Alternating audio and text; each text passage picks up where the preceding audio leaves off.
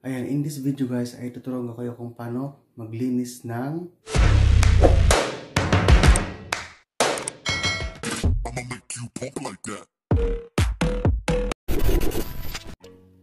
feeding bottle. Ayan, kakaiba tong vlog na to guys dahil wala akong makontent. So, ngayon ay tuturuan ko kayo kung paano maglinis ng feeding bottle. Kasi ito yung huhugasan natin. Ayan. Ito. So, yung feeding bottle ng mga anak ko is ganito. Yung size niya malalaki para madaling hugasan. Dahil meron tayong maliliit na yung parang pahaba at maliliit ang butas. Ito malaki. Ayan. Ayan. So, ganito siya. Ang tatak niya ay, huwag na natin baka naman. Ayan guys, matataba ito. Tapos ganyan yung nipple niya. So, ito yung galing ng ref ng mga feeding bottle, mga gamit na. So after pong palang maggatas yung bata, ilagay nyo na sa ref. Pero wag sa sa fridge. Sa baba lang para hindi siya mapanis. So, ayan. So, ito yung mga gamit na. Yan. So, una guys, tatanggalin mo muna yung mga takip niya. Isa-isahin mo muna tanggalin. Yan guys. Isa-isahin mo muna tanggalin.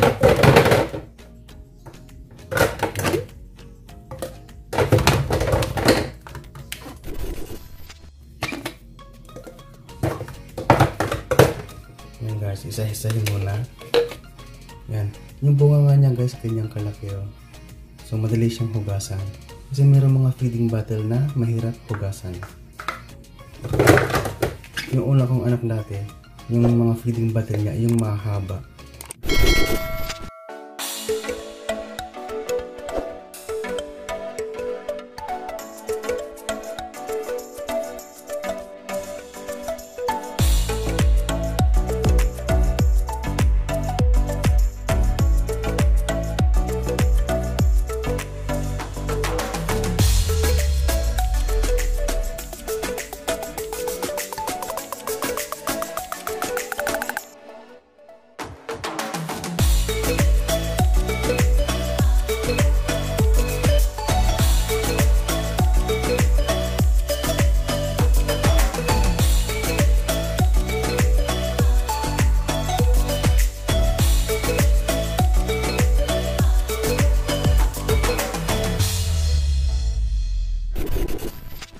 So, ayan guys, nabanlawan na.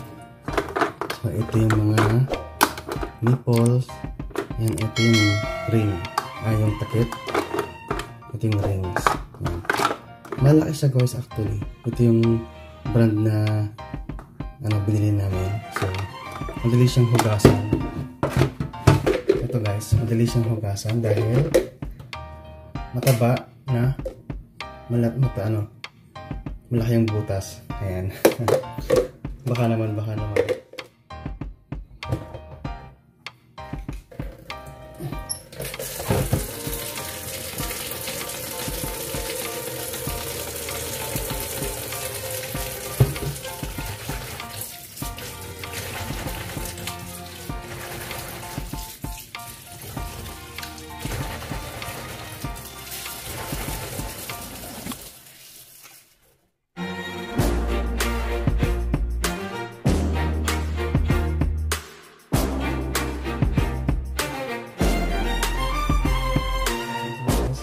Isa natin hugasan yung ating nipples tsaka yung una muna takip tsaka yung nipples. Ayan. So ganyan lang siya guys, isa-isa lang. Okay.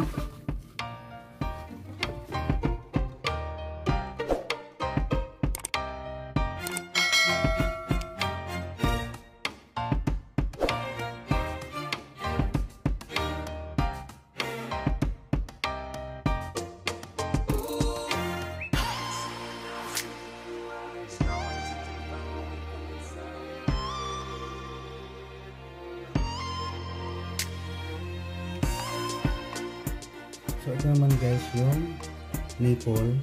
Ayan. So, pwede nyo nang hugasan yung outer layer. So dito, ganyan nyo siya. Tapos, yung inaw naman, gumamit kayo ng ito, yung maliit na panghugas. So, dito nyo siya, gagawin nyo siya. Ayan. Para matanggal yung natirang gatas niya dun sa loob. Ayan. And then, saka nyo sa hugasan dito sa labas. And then sa internal. Ayan guys, para malinis na mabuti. So, ayan siya. Ayan guys, sana maganda ito sumali sa akin.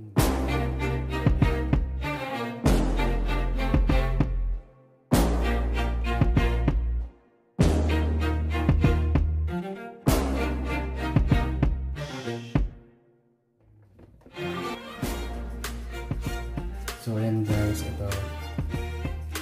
Ayan, iikot-ikot nyo lang siya. Huwag masyadong madiin para hindi mabutas yung pinaka, dito yung niya.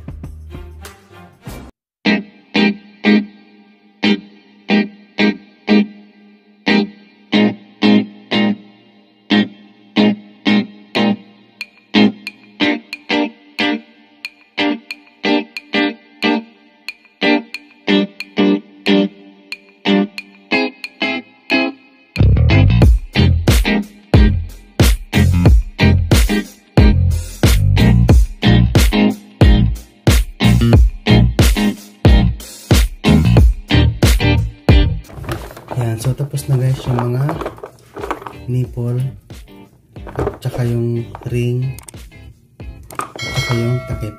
Ayan, tapos na siyang hugasan. So let's move on to this one. Mga bottles naman ngayon. So ito guys, very easy lang. Ayan, isa yung ganyan. Ang kagandahan dito guys, pag malaki ang butas, yung na to, feeding bottle na to, ay pwede nyo siyang ipasok yung sponge, tapos saka nyo siya ikot-ikot. Yan, ganyan. So at least mas madali siyang hugasan. Kasi yung ibang feeding bottle yung mahaba, manipis, masikip yung butas niya, kaya mahirap hugasan. Pero meron naman yung pang ganun-ganun, pero mas gusto ko yung ganito kasi nafe-feel ko yung loob. Naididiin ko lang konti. Ayan. Tapos, dito niya, ganyan-ganyan siya, ikot-ikot, ikot-ikot lang, ikot-ikot lang, and then, sa external. Ayan. Ganyan siya guys. Ayan. So, ganyan lang siya. So, pwede nyo gamitin ng sponge sa loob. So, ito rin yung mahaba. Ito yung mahaba niya. Mahabang sponge. So, pwede siyang ganyan-ganyan din. Ayan. Para matanggal yung mabuti yung gatas na nabuo sa loob ng feeding bottle. Ayan guys. So, ganun lang kasimple maghugas ng feeding bottle. Sa mga baguhang mami dyan, sa mga baguhang daddy. Ayan. So, hugasan mabuti ang feeding bottle ng bata para maiwasan yung sakit. Kasi minsan yung mga sakit ng tiyan ng mga bata usually minsan kuha dito sa sa hindi malinis na feeding bottle ng mga bata. So after nito guys, i-sterilize natin. So dapat i-sterilize natin yung mga feeding bottles ng bata para at least mamatay talaga yung germs. Ayan. Ayan. Ito lang kasimple guys. Dapat guys marami kayong feeding bottle para para hindi kayo araw-araw na oras naghuhugas. At least 10 or 15 ganun. Ayan, sa mga baguhang mami, sa mga baguhang daddy, sa mga single mom and single dad. Ayan. So sana ay nabagyan ko yung idea para maghugas ng feeding bottle.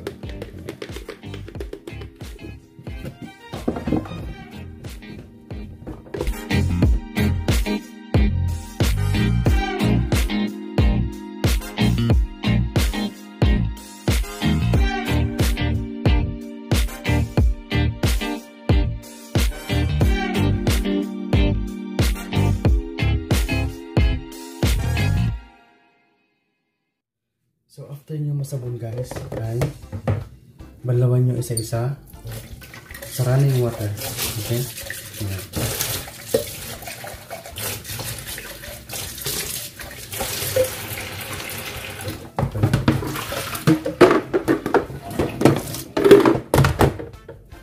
Ayan guys. Isa-isa nyo balawan para matanggal yung sabon niya. 3 beses mo guys hugasan ng running water para tanggalan muna ng sabon-sabon.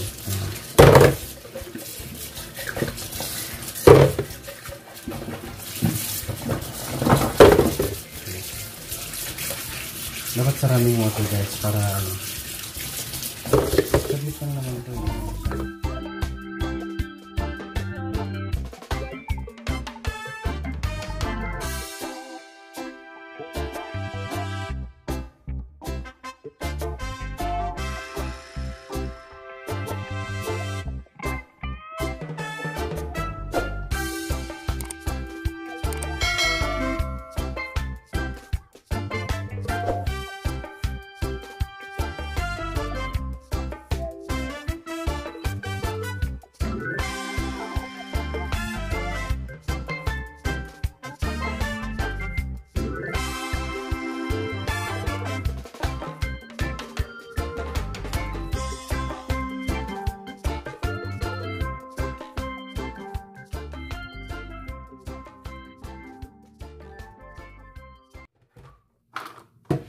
So ito guys yung pangalawang hugas.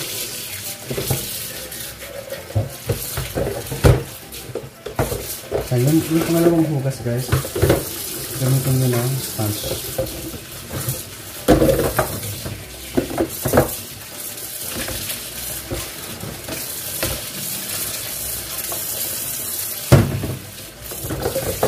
Yan guys, yung pangalawang hugas, gamitin nyo ng sponge para mahugasan yung sa loob.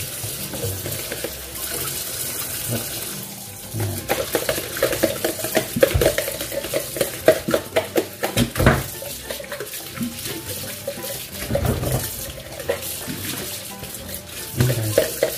Yung pangalawang hugas para mabanlawan din. Daddy! Daddy!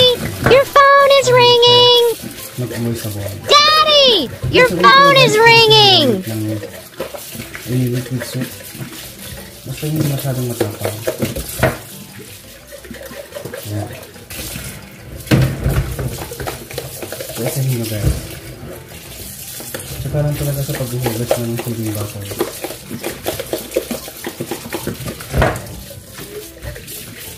Actually, ano siya, mabili lang maghugas nito. Time consuming na lang. Ayan guys. So, sa mga baguhan pa lang na mami, na daddy, ayan. So, namin natutulong kayo sa akin paghuhugas ng feeding bottle. So, ito guys, dapat running water din yung feeding bottle. Ay, yung nipple sa rin. Ayan.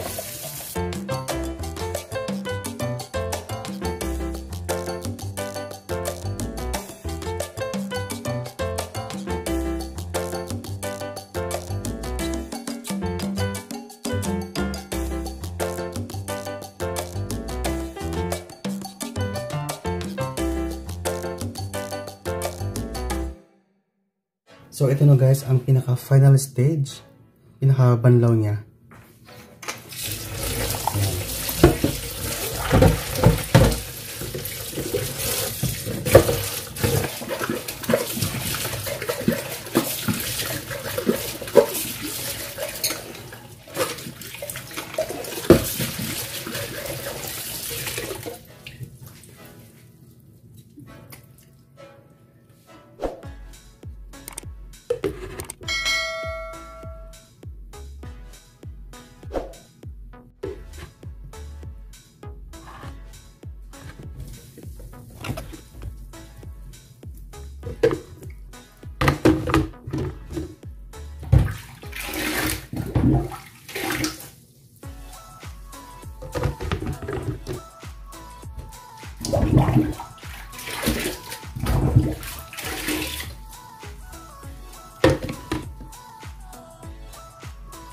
Ayan guys.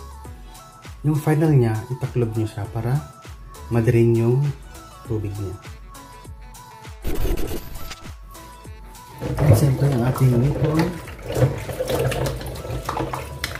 nipple ring and cover.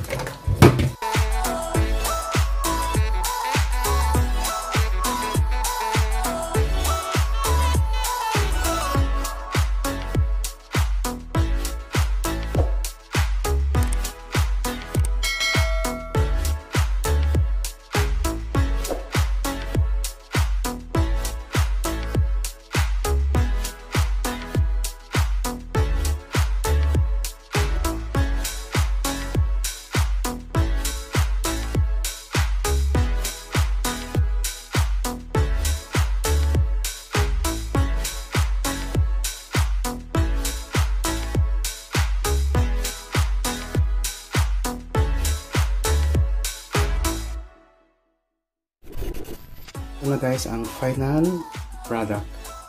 Yes. So itaklob nyo lahat ang hugasan nyo. 3 times mo siyang hugasan guys ha, after nyo masabunan. Ayan. So ito na siya. Ayan.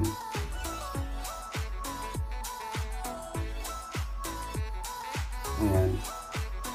So kung gusto nyo meron kayong separate na bowl na pwedeng pagsama-samahin. Ayan. Ako kasi sineseparate ko yung nipple tsaka yung mga bottle. So ready to na siya guys, ready to sterile. Ayan guys, ready to sterilize na siya, to sterile. So that's it. Ayan guys, sana ay may natutunan kayo sa aking style ng paghuhugas ng mga feeding bottles. Ayan, sa ating mga anakis.